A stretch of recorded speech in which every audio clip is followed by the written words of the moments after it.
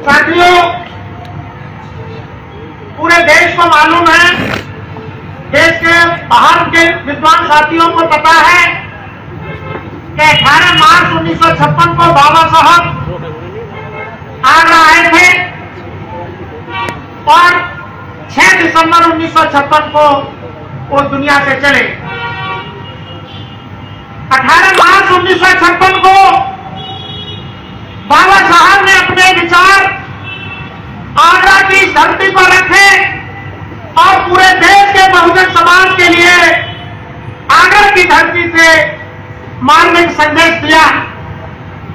बहुत सारी बातें उन्होंने रखी, लेकिन उनका जो मूल संदेश था वो ये था, उन्होंने पंडाल को इंगित करते हुए कहा कि ये तंबू लगा हुआ है और ये तंबू में एक बम्बू है और उस बम्बू के इर्द गिर्द रस्सियां हैं। अगर ये तंबू जब तक टिका हुआ है तब तक इसमें एक मजबूत बम्बू है।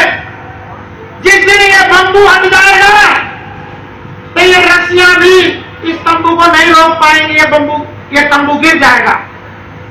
तो बाबा साहब ने इस संदेश में अपने सपनों का भारत बनाने का जो बाबा का सपना था वो अधूरा था, उस अधूरे सपने को पूरा करने के लिए बाबा ने 18 मार्च 1956 को आगरा से संदेश दिया।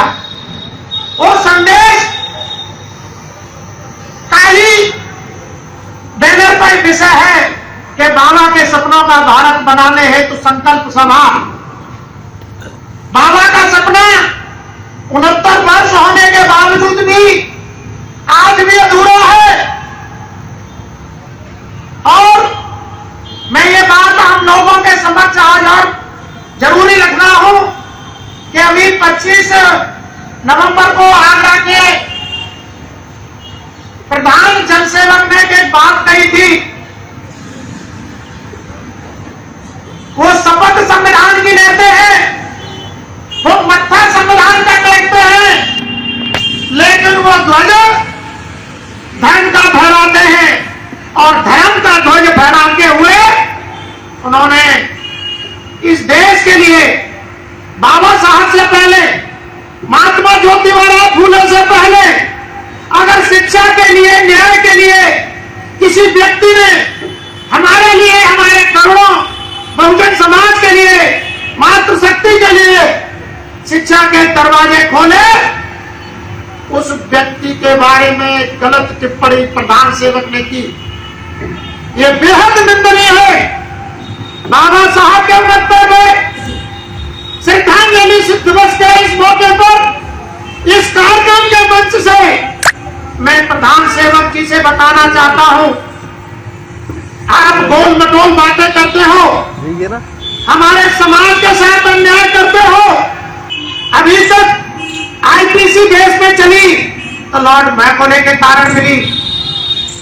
जो मंदिरों में बैठ करके व्यभिचार अपराध करते थे, बलात्कार करते थे, माताओं बहनों के साथ दुराचार करते थे, उनको सजा अगर मिली तो लॉर्ड मैकॉले के कानून से मिली। ये बात मैं आज मंच के माध्यम से ये बता देना चाहता हूं प्रधान सेवक जी को।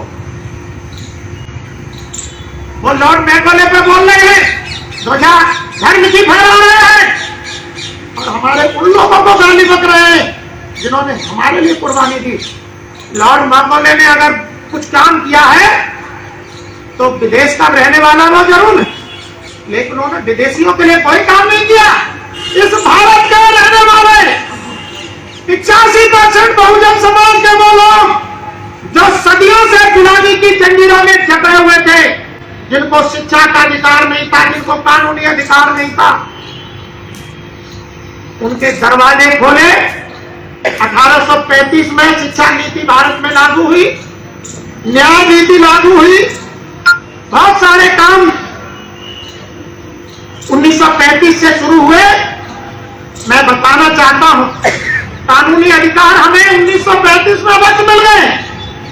अगर महात्मा फूले, माता सावित्रीबाई फूले, उन्होंने हमारे लिए संघर्ष न किया होता, त्याग न किया होता, इक्वालिटी का कानून भी हमारे काम नहीं कर पा रहा था, क्योंकि लॉर्ड मैकॉले ने तो एक कानून बनाया, हमें कानूनी अधिकार दिलाया, लेकिन हमको जमीन पर जो अधिकार दिलाया तो महात्मा फूले साहब ने दिलाया, माता सावित्रीबाई फूले ने दिलाया। तो पूजा गायत्री की करते हो, सरस्वती की करते हो, माता सावित्रीबाई फूले का अपमान करते हो। कोई बता सकता है माता सावित्रीबाई फूले ने क्या अपराध किया है, जिनके कारण बाबा साहब डॉक्टर अम्बेडकर जैसे महापुरुष इस दुनिया के सिंबल ऑफ नॉलेज है। अगर महात्मा फूले, माता सावित्रीबाई फूले संघर्ष में की होती, लॉर्ड मैकॉले का शिक्षा का सिद्धांत लागू न हुआ होता, तो क्या बाबा साहब doctor Ambedkar symbol of knowledge और वर्ल्ड कहलाए जा सकते थे?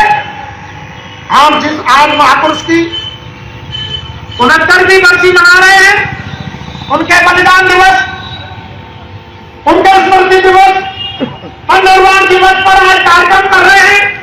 पूरे देश में, पूरी दुनिया के लोग बाबा साहब डॉक्टर अम्बेडकर साहब की आज 69वीं श्रद्धांजलि दिवस पर कार्यक्रम कर रहे हैं, उनको श्रद्धांजलि दे रहे हैं। नाम मात्र के लिए तो प्रधान सेवक जी ने भी की होगी, मत्था टेकने मात्र के लिए। मत्था तो वो संविधान का भी टेकते हैं, मत्था वो बुद्ध के सामने भी टेकते हैं, मत्था वो बाबा साहब के सामने भी टेकते हैं, लेकिन बुद्ध के सिद्धांत के खिलाफ काम करते हैं, बाबा साहब के संविधान के खिलाफ काम करते हैं। तो संविधान को कुचल रहे हैं, संविधान को एक अस्तित्व को मिटा रहे हैं और मनुस्मृति के अस्तित्व को जिंदा रख रहे हैं। पूरे दुनिया को मालूम, पूरे देश को पता है, संविधान जिन्होंने पढ़ा है उन्हें मालूम है। आर्टिकल 13 में बाबा साहब ने एक लाइन में संविधान से पहले के जितने भी धार्मिक कानून मान्यताएं थी उनको एक लाइन में खत्म कर दिया। आज वो मान्यताएं हमारे सिर पर चढ़ के बोल रही है। हम इस मंच के माध्यम से उन मान्यताओं को जो लागू रखना चाहते हैं, वो हमारे ऊपर थोपना चाहते हैं, वो धर्म का झंडा हमारे ऊपर डालना चाहते हैं। हम उन्हें बता देना चाहते हैं हमारे देश का झंडा तिरंगा है, हमारे संवैधानिक झंडा तिरंगा है। इस झंडे के अलावा कोई भी मान्यता हमारे ऊपर हम लागू नहीं रह सकती, हम ये बताना चाहते हैं। जो लोग संवैधानिक रूप से संवैधानिक अधिकार के रूप में बाबा साहब ने हमको आर्टिकल 19 में अपने अभिव्यक्ति का अधिकार जो हमें दिया है, अपनी बात रखने का अधिकार हमें दिया है, बाबा साहब ने जनता के लिए, जनता के द्वारा जनता का शासन संवैधानिक रूप से हमें दिया है। तो वोट की चोरी करके मशीनों के माध्यम से जबरदस्ती अपने आप को हमारे ऊपर थोपे हुए हो, ये पूरा देश जानता है, पूरी दुनिया जानती है। और तुम शिक्षा के अधिकार से हमें वंचित करना चाहते हो। बाबा साहब के संविधान में आर्टिकल 21 जीवन का अधिकार जो बाबा साहब ने हमें दिया है, और जीवन के अधिकार के अंदर हमें शिक्षा, स्वास्थ्य, सुरक्षा, न्याय, रोजगार और यातायात के साधन भी आर्टिकल 21 में निर्णय, और आर्टिकल 21 के तहत ही हम लोगों ने आंदोलन छेड़ दिया है। हम लोगों ने आंदोलन छेड़ा है। उसी आंदोलन के तहत इसी पार्क में हम लोगों ने 22 नवंबर को संवैधानिक अधिकारों की चोरी होने, डकैती होने, संवैधानिक अधिकारों से हमें वंचित करने के बाबत हम लोगों ने यह कार्यक्रम रखा था। सरकार ने रातों रात अधिकारी ट्रांसफर करके हमारा प्रोग्राम रद्द कराया।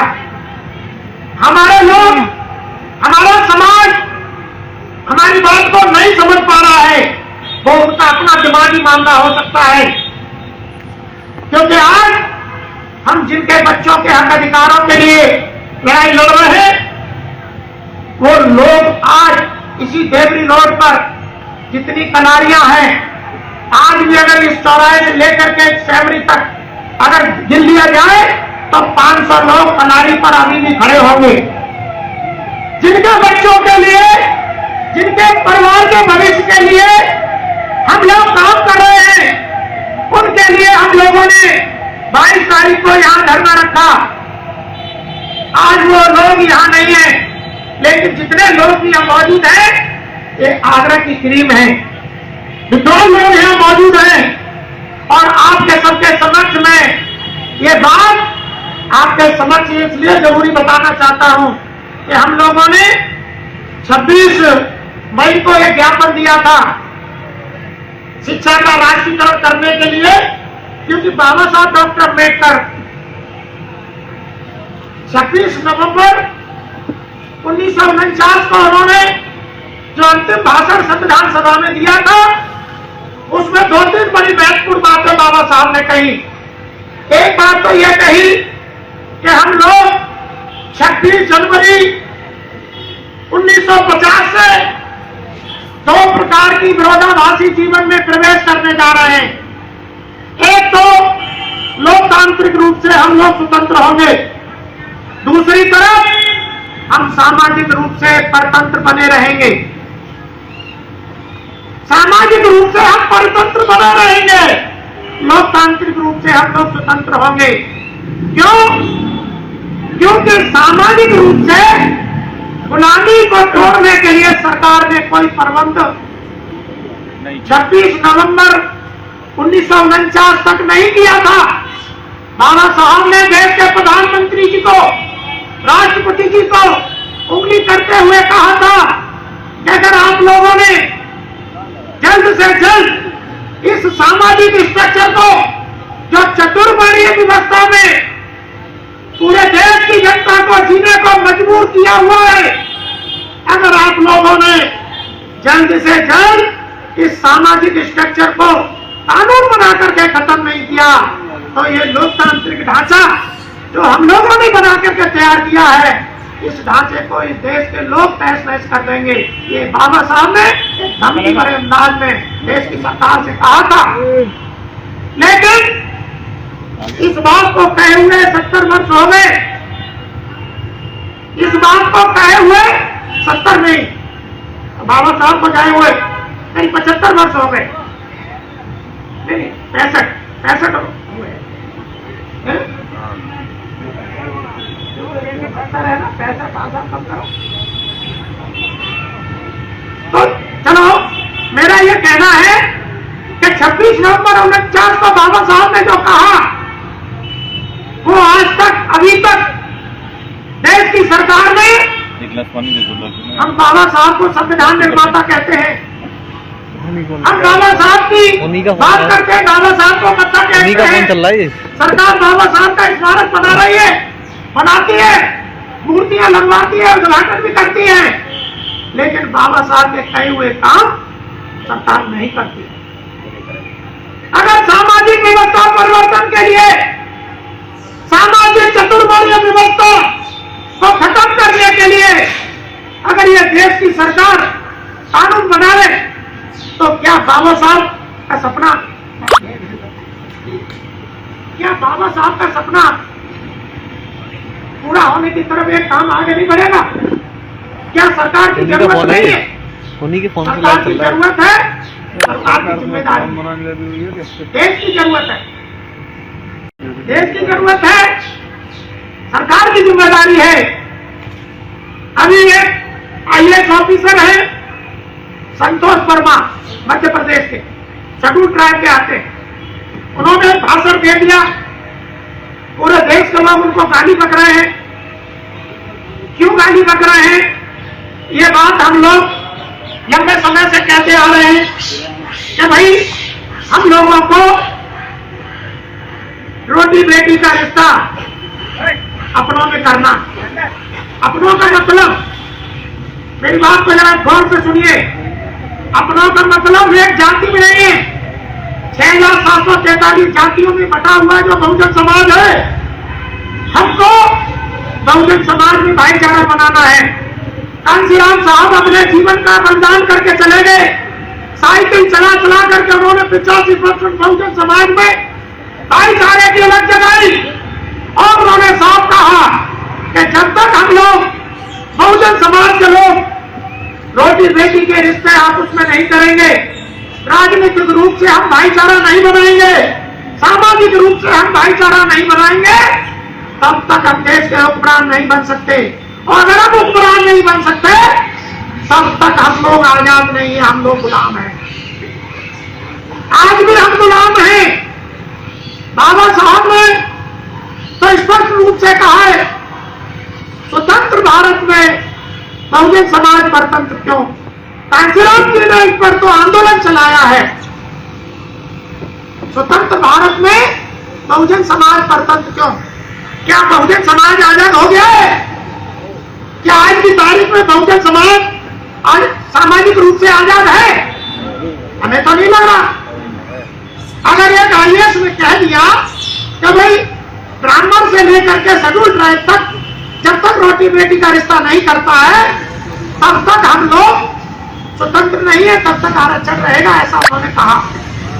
मैं आज आप लोगों के समक्ष एक बात बताना चाहता हूं, इसका थोड़ा सा आगे क्लियरिफिकेशन करना चाहता हूं। आप रोटी बेटी का रिश्ता करें बहुजनों में, OBC और शेड्यूल कास्ट के साथ करें, शेड्यूल कास्ट के लोग आपस में करें, शेड्यूल कास्ट शेड्यूल ट्राइब में करें, शेड्यूल कास्ट और OBC धार्मिक अल्पसंख्यकों के साथ करें, कोई बुरा नहीं मानेगा, कोई तुम्हें गाली नहीं देगा। लेकिन मैं आज दावे के साथ बता देता हूं, मैं प्रमाण के इस देश के जितने भी IAS हैं, IPS हैं, IRS है, IFS है, बड़े बड़े नेता हैं, वो मनुवादियों की बेटियों से अपने बेटों के रिश्ते करते हैं, अपने रिश्ते करते हैं। और वो मनुवादी लोग सजा धजा करके अपनी बेटियों को उनके लिए शादी करते हैं।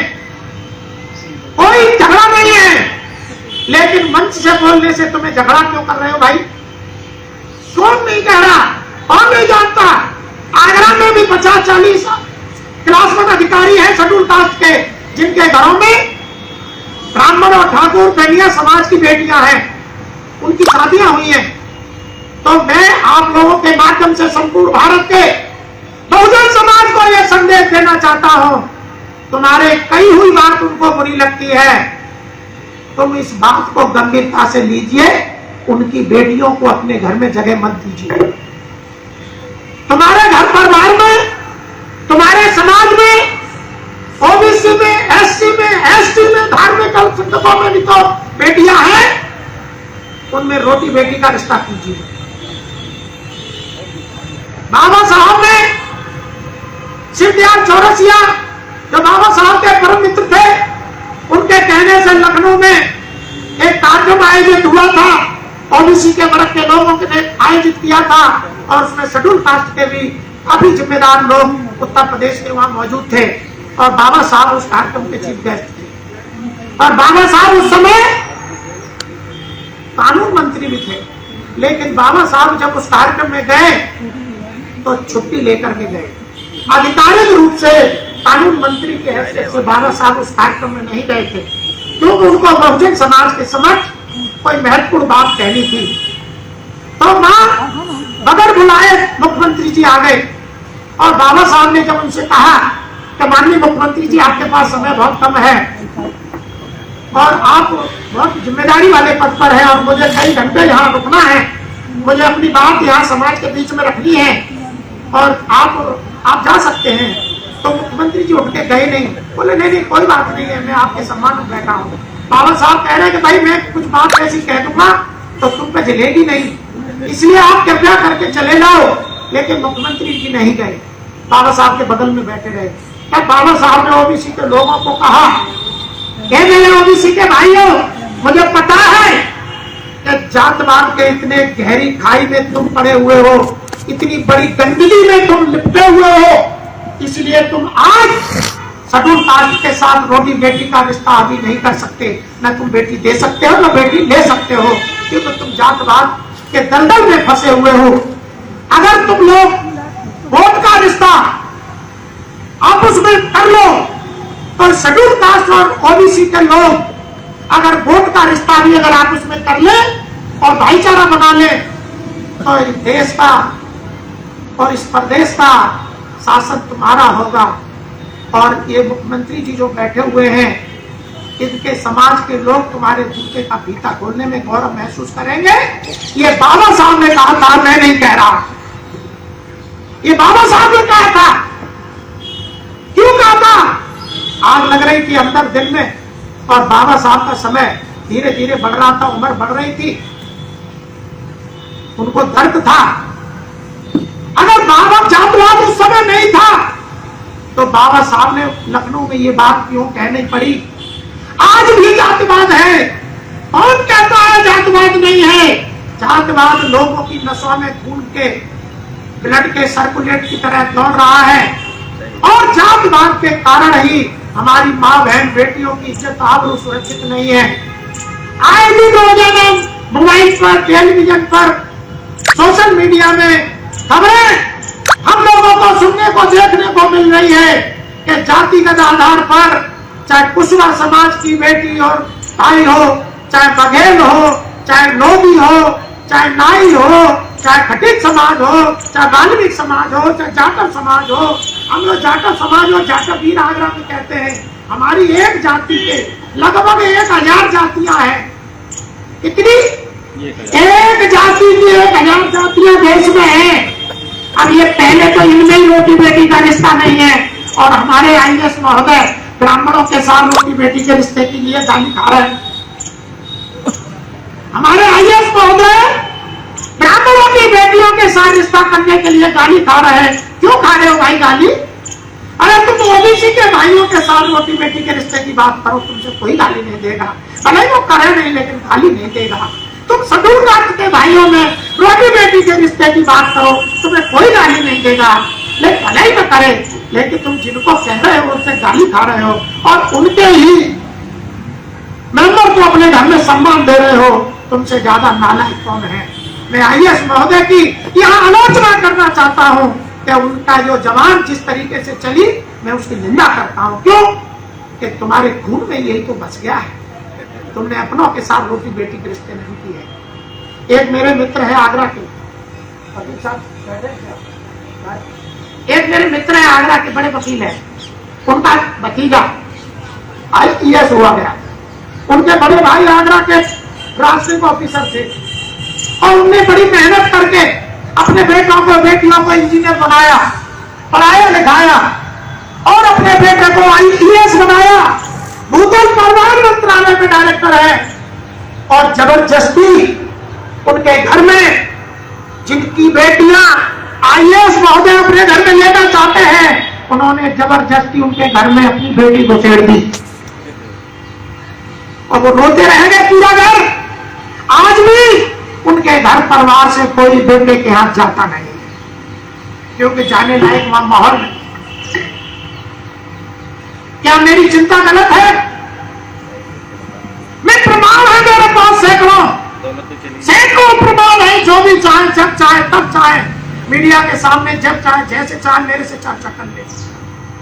लेकिन मैं इसलिए मंच से कहना चाह रहा हूं, मुझे बात खुशी नहीं लगी, मुझे अच्छा नहीं लगा कि आईएएस महोदय गाली भी खा रहे हैं, पिट भी रहे, मुकदमे भी लिखवा रहे, सस्पेंशन भी हो गया और माफी भी मांग रहे हैं।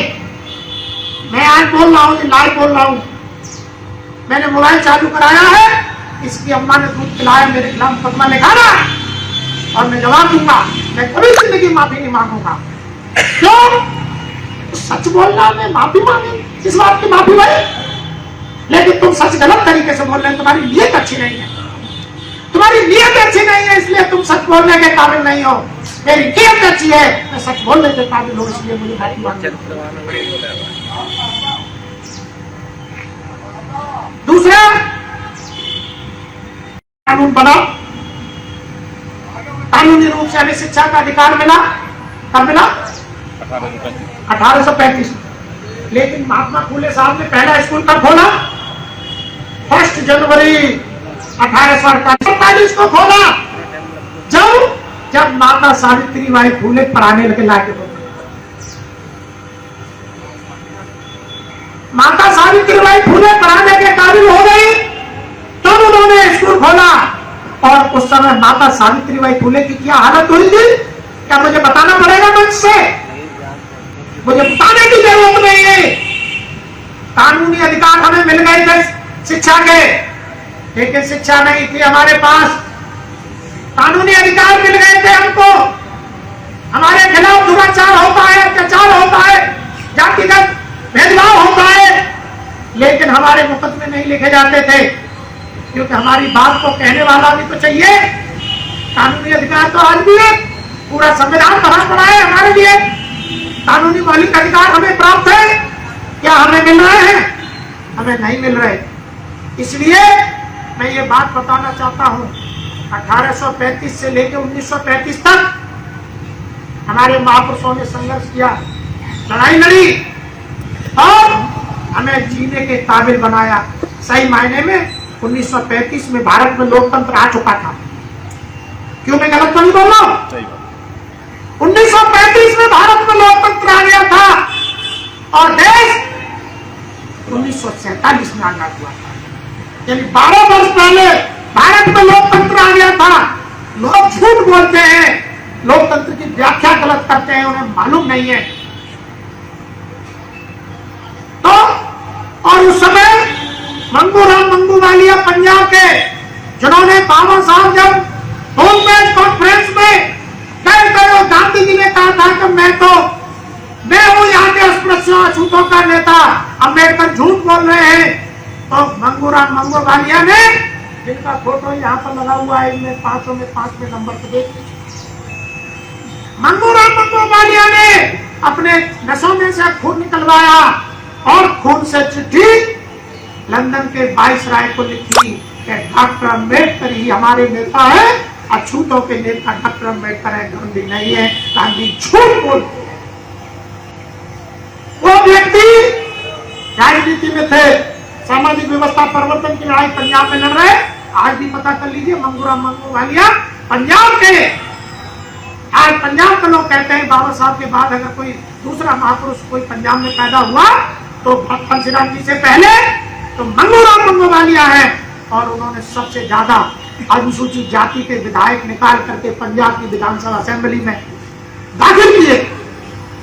तो अगर लोकतंत्र नहीं था तो कहां से आ गए? ये लोकतंत्र किसकी देन थी?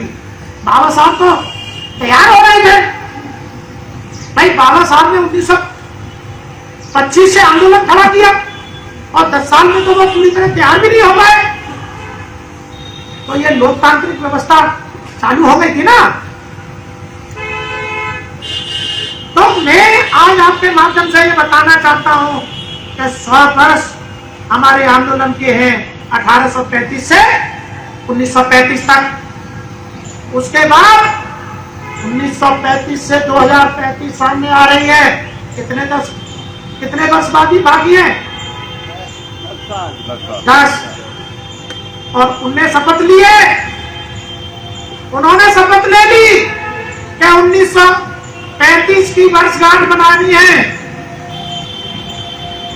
2035 तक, और ज्यादा कसर रह जाए तो 2047 तक मनुवादी व्यवस्था को दोबारा से देश में लागू करके संविधान को मिटाने की शपथ ले ली है। 10 वर्ष आपके पास है संविधान को पूरी तरह लागू करने के लिए, कांशीराम साहब को वैचारिक रूप में जिंदा रखने के लिए, बाबा साहब के सपनों का भारत बनाने के लिए। आप चाहो तो बाबा के सपनों का भारत के नक्शे में रंग भर दीजिए।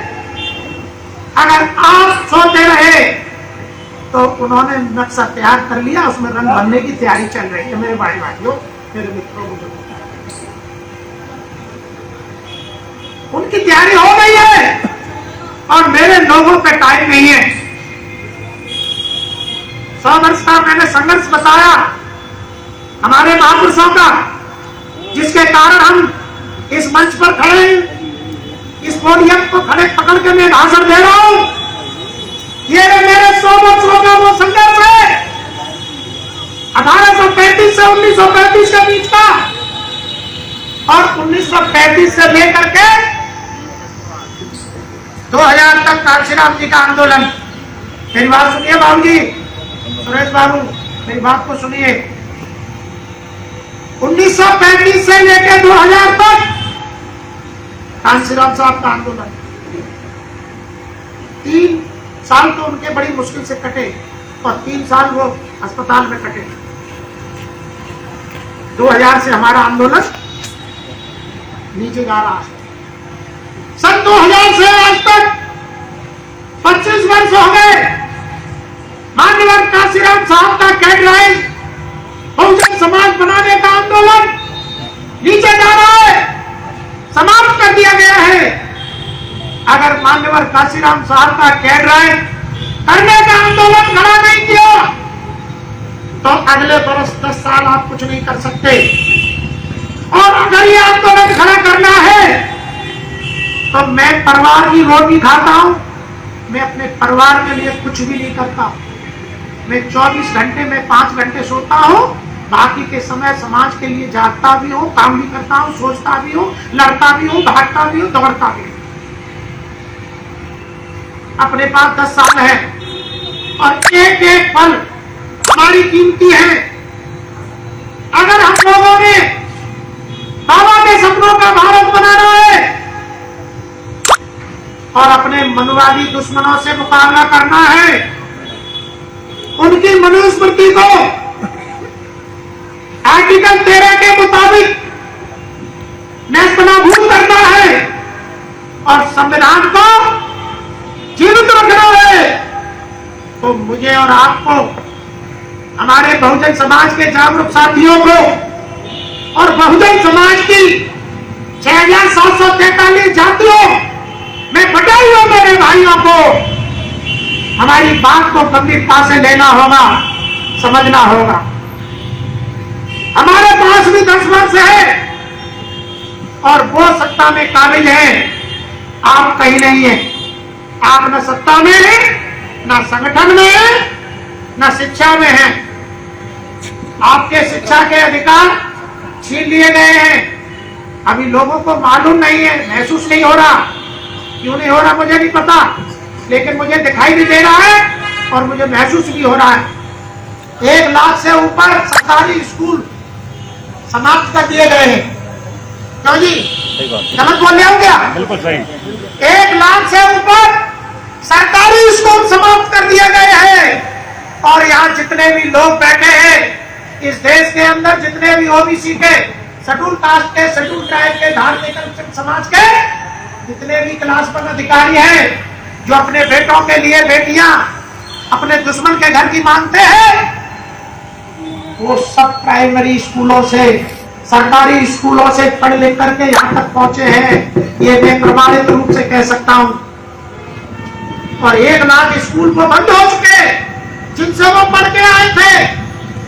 अब आप बताइए, शिक्षा तुमसे छीनी जा रही है, शिक्षा तुम मांग रहे हो।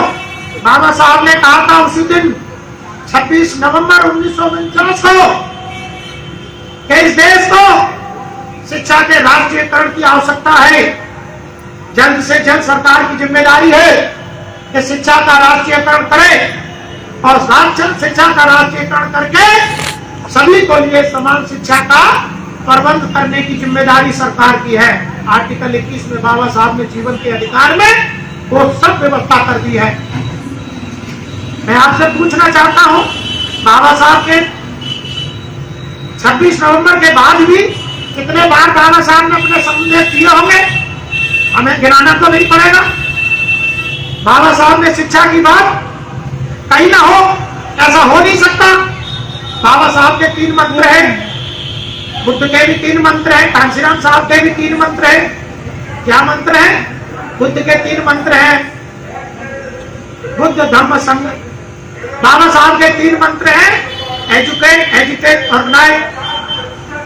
कांशीराम साहब के 3 मंत्र हैं, एनडीएच इक्वल टू चेंज। और हमारे विरोधियों के 3 मंत्र क्या है?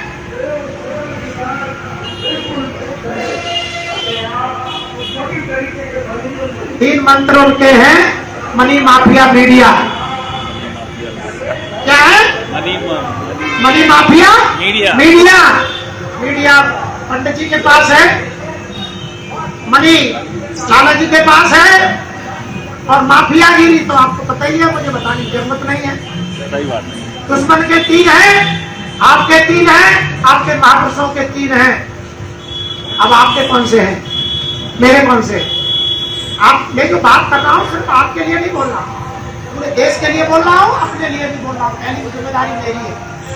कांशीराम जी कहते थे कि मनुवादी स्ट्रक्चर को खत्म करना है तो उसके बगल में दूसरा स्ट्रक्चर खड़ा करना होगा। और मेरा जो मानवर कांशीराम साहब थे, कैडर को बहुजन चिंतन शिविरों के माध्यम से जो पूरे देश के बीच में हम अपनी बात रख रहे हैं, उसमें भी 4 सीढ़ी हैं।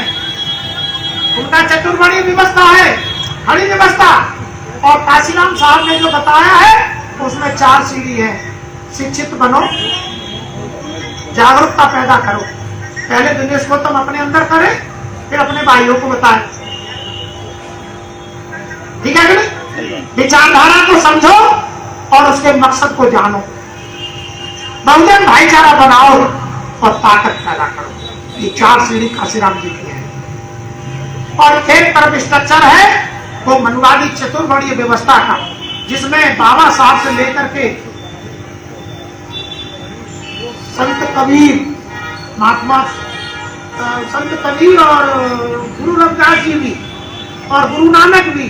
गुरु रविदास जी से शुरू होता है ये संतों का ये चक्र जो है, रविदास जी, कबीर साहब, गुरु नानक, चोखा मेला, बिरसा मुंडा, इधर आपके गुरु नामदेव और गुरु हरिचंद ठाकुर, और एक और है वो वहाँ के ये छत्तीसगढ़ में ज्यादातर उनको लोग जो हमारे भाई हैं, नामदेव भाई हैं, उनको वो अपने आप को सतनामी कहते हैं। सतनामी कहते हैं, उनकी पहचान सतनामी है। वो हमारे साथ रोटी बेटी का रिश्ता नहीं करते हैं, और हमारी जाति से। तो जितने भी महापुरुष आए, फिर उसके बाद महात्मा फूले, साहू महाराज, नारायण गुरु, पेरियर, बाबा साहब डॉक्टर अम्बेडकर तक सभी महापुरुषों ने चतुर्वर्णीय व्यवस्था को बदलने में अपनी पूरी जिंदगी लगा दी। चतुर्वर्णीय लोग कहते हैं, बाबा साहब को गालियां बनते हैं, बाबा साहब का पूरा जीवन इन विरोधियों, इन जातिवादियों, इन मनुवादियों, इन भेदभावपूर्ण मानसिकता के, गंदी मानसिकता के जो लोग हैं, इनको सुधारने में पूरा जीवन लगा दिया। और बाबा साहब के संविधान में एक भी लाइन किसी एक जाति के लिए नहीं है। पूरे देश भर के मानव जाति के लिए बाबा साहब ने संविधान में काम किया है। लोग फिर भी संविधान को बदलना चाहते हैं, बाबा साहब को गाली बकते हैं। तो कांशीराम साहब ने कहा कि जो काम बाबा साहब ने किया, जो काम पेरियर ने किया, जो काम फूले साहू ने किया, वो काम मुझे करने की क्या जरूरत है? जिन्होंने जहां छोड़ दिया है वहां से आगे मैंने पकड़ लिया। कभी आपने सुना है कि कांशीराम साहब ने कहा कि मुझे इनसे अलग लाइन बनानी है? नहीं ना? नहीं। क्या कहते हैं? जो काम फूले ने किया उसको साहू महाराज ने किया, जो साहू महाराज ने किया उसको पेरियर ने आगे बढ़ाया, तो जो पेरियर और साहू और फूले ने किया वो बाबा साहब ने आगे बढ़ाया, और जो बाबा साहब तक जिन महापुरुषों ने आगे बढ़ाया उसे मुझे करना है। और जो कांशीराम जी तक जो काम हमारे महापुरुषों ने किया है उसे हमें आपको आगे भी बढ़ाना चाहिए। ये हमारी आपकी जिम्मेदारी नहीं। लोग कहते हैं कि संगठन बना रहे हैं, हम संगठन बना रहे हैं, हम संगठित होने की बात कर रहे हैं। बहुजन समाज परिषद मानव कांशीराम साहब के अनुयायियों का संगठन है। क्या है? अनुयायियों का संगठन। मानव कांशीराम साहब के अनुयायियों का संगठन है, और मानव कांशीराम साहब ने जो काम अधूरा छोड़ा है उसे पूरा करने की जिम्मेदारी के लिए हमारी मानव कांशीराम साहब के सभी कार्यकर्ताओं की जिम्मेदारी है। अब कांशीराम साहब जीवन भर कार्य करता रहे। मैं कह रहा हूं 1965 में उन्होंने नौकरी छोड़ी और उन्होंने 2003 तक सही मायने में थोड़ा बहुत मतलब 2 तक वो काम किया, 3 तक वो कुछ दायरे में रह के काम किया, पूरे देश में नहीं जा पाए, उनका शरीर में थोड़ा साथ नहीं दे रहा था। तो मैं आपको बता देना चाहता हूं कि कांशीराम साहब ने साइकिल चलाई कि नहीं चलाई? पैदल चले, भूखे रहे, भीख मांग के रोटी खाई, एक पैसा उनकी जेब में नहीं, नौकरी वो छोड़ चुके हैं, घर परिवार वो जाते नहीं थे, जमीन जायदाद उनके पास है नहीं, पार्टी भी बनाई तो समाज के हवाले कर दी। तो कांशीराम साहब ने आपसे और मुझसे क्या लिया है? कुछ नहीं दिया है। क्या देखे गए कि दिए? अब कांशीराम साहब देखे गए अपने जीवन का बलिदान, और हम लोग एक एक घंटे सोने के लिए भी दिमाग लगाते हैं कि हमें सोना बहुत जरूरी है, मुझे दूध लाना है, मुझे नाती खिलाना है, मुझे बच्चों की फीस अभी भी रिटायरमेंट के बाद भी जमा करनी है। मेरी बात सुनिए, बहुत गहरी बात है ये, मैं किसी की क्रिटिसाइज नहीं कर रहा हूं। मेरे तो नाती बेटा है ही नहीं, मेरे तो बच्चे भी नहीं है, मैंने तो शादी भी नहीं की, मेरा परिवार भी नहीं, मेरी फैमिली के लोगों का एहसान है मुझ पर जो रोटी खिला रहे हैं मुझे। ये समाज के ऊपर एहसान है उनका कि मैं समाज के लिए काम करता हूं और रोटी मुझे समाज नहीं दे रहा, मेरा घर दे रहा। अभी तो समाज में मुझे कभी कभार कहीं जाता हूं तब देते हैं, लेकिन समाज ने भी मेरी जिम्मेदारी नहीं ली है। मेरा परिवार मुझे रोटी देता है और मैं परिवार के लिए कोई काम नहीं करता। पूछ सकते हैं आप, यहीं रहते बाबू जी, गलत नहीं बोल रहा हूं मैं? मेरा परिवार मुझे रोटी देता है और मैं परिवार के लिए एक मिनट भी काम नहीं करता हूँ। कायदे में तो उन्हें रोटी देना नहीं चाहिए, लेकिन क्या तो वो या तो उनको शर्म आती है या उनके अंदर ऐसा लगता है कि ये अच्छा काम करता है इसलिए खिलाते पिलाते चल रहा है जिंदा है। लेकिन मैं आज आपके सामने एक बात बता देना चाहता हूँ, मैंने अपना पूरा काम कर दिया। मैं आज आपके सामने ये बात बता देना आज जरूरी समझता हूँ। कांशीराम साहब अपना पूरा काम करके गए, और उनको गाली मत देना, जो गाली देते हैं वो नालायक लोग हैं। कांशीराम साहब पूरा काम करके गए, और कांशीराम साहब के बाद पूरे देश में मैं घूमा, कश्मीर से कन्याकुमारी। मैं आगरा का पहला व्यक्ति हूँ, इस देश में सबसे ज्यादा कांशीराम साहब के मिशन को लेकर के घूमने वाला पहला व्यक्ति हूँ। मेरे बराबर का दूसरा नहीं है आगरा में। मैं प्रमाणित रूप से कह सकता हूँ, कोई मुझे चैलेंज करके मैं कभी भी मेरे से प्रमाण ले सकता है। कोई हो तो मैं उसका स्वागत करूंगा। ऐसे नहीं कर रहा हूं कि मैं वो आदमी ठीक नहीं, अगर ऐसा किया है तो वो और अच्छी बात है, मेरी नजर में अभी नहीं आया। कांशीराम साहब के बाद एक महसूस हुआ था मुझे 2012 तक, क्या मुझे ऐसा लग रहा है कि लोग अब ये कहेंगे कि कांशीराम साहब के सारे चेले नालायक निकले, जिन्होंने कांशीराम साहब के मिशन के लिए काम नहीं किया और अपनी पेट के लिए, अपनी कोठियों के लिए, तो 1-1 करोड़ की कारों के लिए, अपना कॉलेज बनाने के लिए, अपने परिवारों के पेट भरने के लिए काम किए। कांशीराम साहब के लिए काम, उनके मिशन के लिए, उनके पूरे काम के लिए काम नहीं किया। इसलिए मैंने अपनी कुर्बानी दी। 2012 से मैं लगातार गली गली घूम रहा हूं, 25 हो गई है, और 13 साल में मैं वो काम कर चुका हूं। आगरा के लोग, मेरे पड़ोसी लोग, मेरे शहर के लोग, मेरे प्रदेश के लोग समझने में देर करें, लेकिन इस देश में 5 करोड़ लोग ऐसे हैं जो ये दावे के साथ कह सकते हैं आज की तारीख में कि कांशीराम जी के सारे चेले नालायक नहीं है। एक ऐसा भी चेला है जो उनके साथ ज्यादा नहीं रहा, लेकिन वो अपने काम को करने के लिए, समाज में संदेश देने के लिए सामने है, कुर्बानी दे चुका है। भाई 56 साल की मेरी उम्र हो गई, जमीन जायदाद मैंने बनाई नहीं, विधायक में बना नहीं, सांसद में बना नहीं, और तमाम पार्टियों के लोग मेरे घर टिकट सजा के लाते हैं, मैंने किसी की टिकट ली नहीं।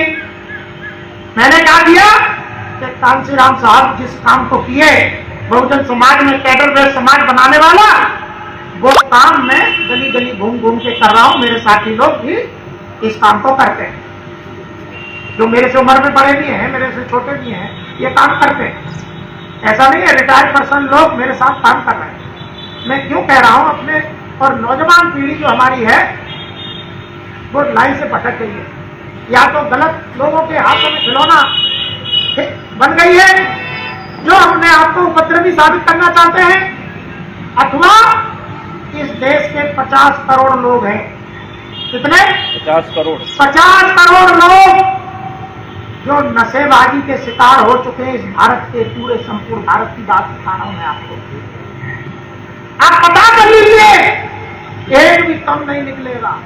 50 करोड़ लोग नशेबाजी के शिकार हो गए हैं और ये काम पिछले 20 साल में हो गया है। पिछले 20 साल में ही हो गया। सन 90 में हैंडबिल बंटते थे, गोपनीय पत्र, अभी भी 2-4 लोगों के, मेरे घर में भी 1-2 पड़े हुए हैं, और वो पत्र जो जिनमें लिखा था वो आज प्रमाणित रूप से हो गया।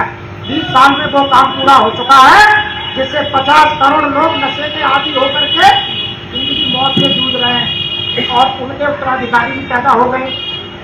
अभी वो परिवार, वो जो आज अपने को संपन्न कह रहे हैं, विधायक, सांसद, मंत्री, मुख्यमंत्री बनने के बाद आज भी वो सामान्य जीवन जी रहे हैं, जिनके कारण मुख्यमंत्री पैदा हुए, जिनके कारण मंत्री बने, जिनके कारण विधायक बने, जिनके कारण सांसद बने, वो लोग आज भी सामान्य जीवन जी रहे हैं।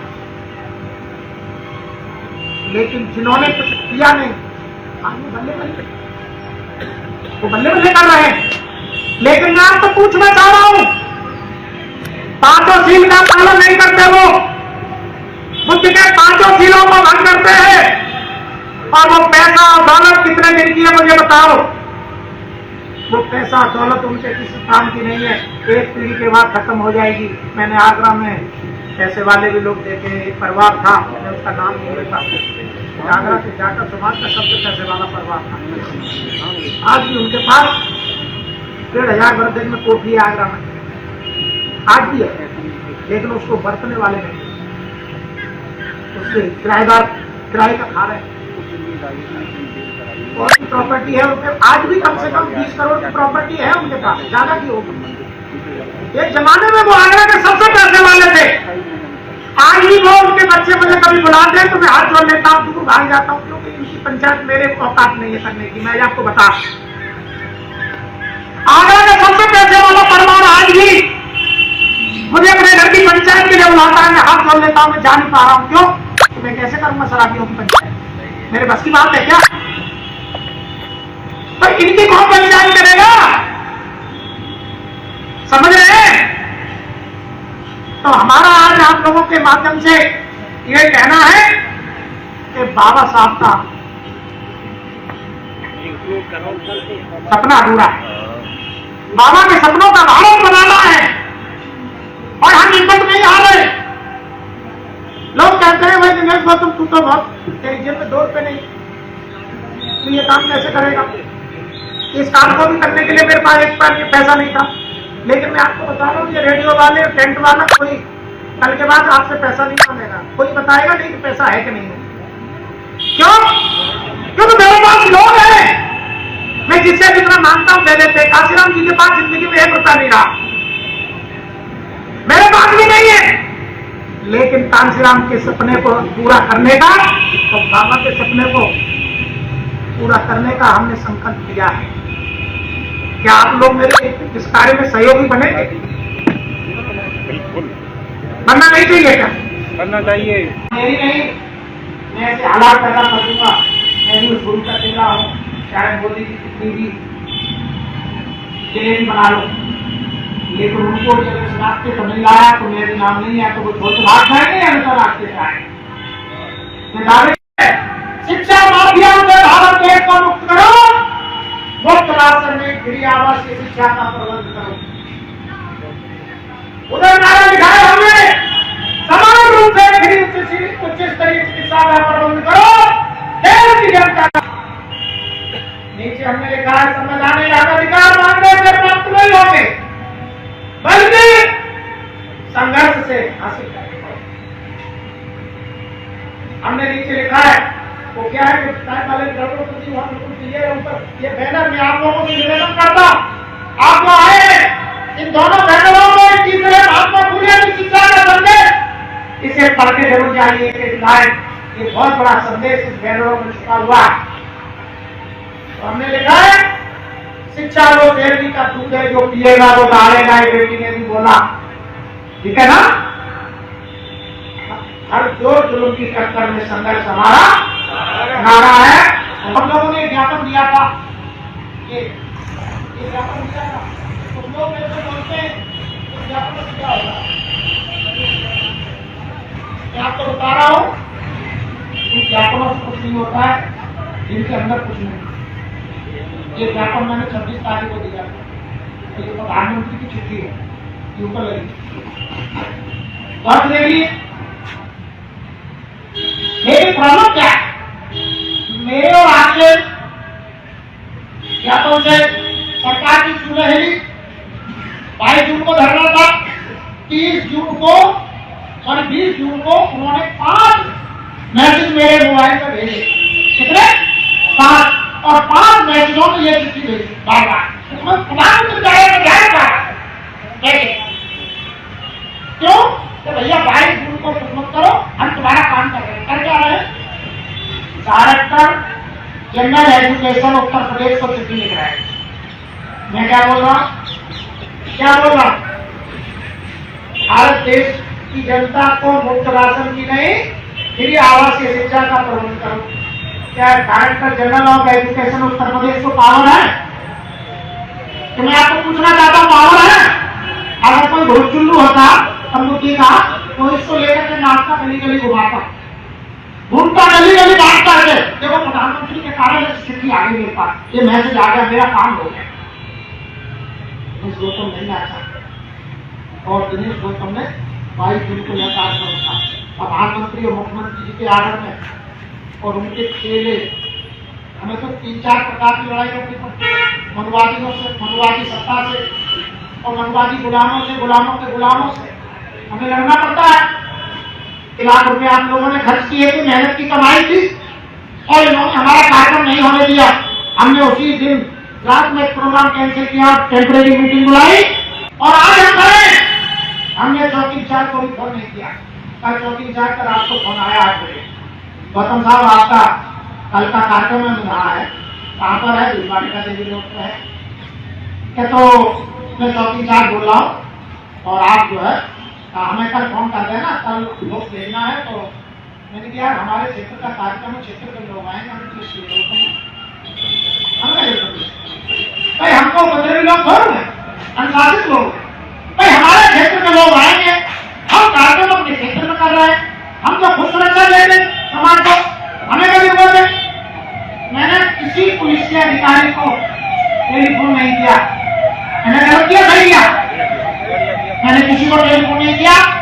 आप लोग नर्वस मत होना। अखबार बिछा के सोचते थे, अखबार बिछा के अखबार को ओढ़ के सोचते थे। मैं उस गुरु का चेला हूँ, मेरा हौसला हल्का नहीं है, मेरे समाज का हौसला खड़ा नहीं हो पा रहा है, इसलिए मैं आज भी 20 साल संघर्ष कर सकता हूँ। अभी मुझ में उतनी क्षमता है, लेकिन 40 साल का रंगरूप हूँ मैं। 40 साल मेहनत करके इतना अनुभव लिए बैठा हूँ। अपने सामने किसी की हैसियत नहीं है, सत्ता में कितना भी बड़ा नेता हो देश का। समस्या यहाँ है कि जिनके लिए 40 साल कुर्बानी की, वो समाज अभी भी मेरी बात सुनने के लिए तैयार नहीं। जेब में 10 रुपए नहीं एप्लीकेशन बनाने के, उन लोगों के मैंने 12 लाख का मुकदमे दर्ज करा के उनके घर पहुंचने से पहले अपराधी को थाने में बिठवा के काम किया। मैंने 1 लाख से ज्यादा लोगों के मुकदमे दर्ज कराए और लाखों लोगों के आंसू पहुंचे मैंने, और सब जानते हैं, सबको पता है। पर वो नेता कहते हैं आधे से ज्यादा विधायक मंत्री सब हमारे यहाँ के, हमें नहीं दिया। कहते हैं इसके पास कोई कमी नहीं है, एक ही कमी है, इसकी जेब में पैसा नहीं। लाखों करोड़ रुपया उनके पास आ जाता था। मेरा समाज हमारे माननीय काशीराम साहब के, बाबा साहब के सपनों को साकार करने के लिए खड़े हो जाए। अपने पास कोई कमी आएगी क्या? अपने पास कोई कमी नहीं थी, न है न रहेगी। तो मैं आज 69वें बाबा साहब के परिनिर्वाण दिवस पर, श्रद्धांजलि दिवस पर बाबा साहब को कोट कोट नमन करते हुए, तथागत बुद्ध के चरणों में 3 बार प्रणाम करते हुए, देश के को समाज में पैदा हुए सभी महापुरुषों को नमन करते हुए मैं अपने विचार यहाँ समाप्त करता हूँ। जल्दी जल्दी क्षमा करें अगर मेरी बात आप लोगों को लगे कि मैं समाज का एक छोटा सिपाही हूँ, क्योंकि मैंने बताया कांशीराम जी जीवन पार करता रहे मरते दम तक। और मैं 40 साल हो गए, मुझे 84 से बात कर रहा हूँ, जो जानते मुझे। लेकिन यहाँ सब कुछ अपने सामने मैंने किया, पहला व्यक्ति हूँ इस भीम वाटिका में मैं ही आया था।